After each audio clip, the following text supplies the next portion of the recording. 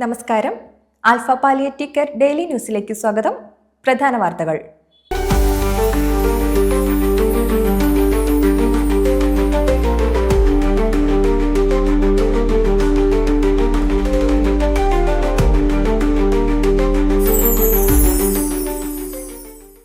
Ettumanoor centre ഉദ്ഘാടനം ജനുവരി 20 നടത്താൻ ഇന്നലെ ചേർന്ന ഏറ്റുമാനൂർ സെന്റർ എക്സിക്യൂട്ടീവ് കമ്മിറ്റി യോഗം തീരുമാനിച്ചു.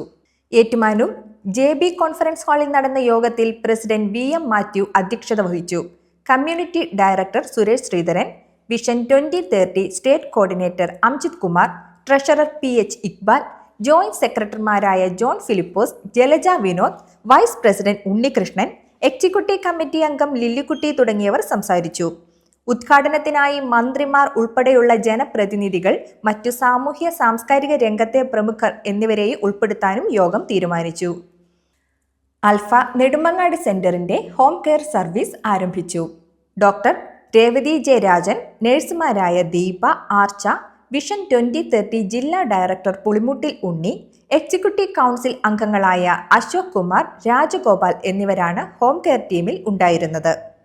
Alappuzha Edathua Thalavady vocational higher secondary സ്കൂളിൽ SAPC ആരിഷ് ക്ലബ് ഉദ്ഘാടനവും വോക്കത്തോണിൽ പങ്കെടുത്തവർക്കുള്ള സർട്ടിഫിക്കറ്റ് വിതരണവും ഇന്ന് നടന്നു. ഇതോടെ വാർത്തകൾ അവസാനിക്കുന്നു. ജയ് ഹിന്ദ്.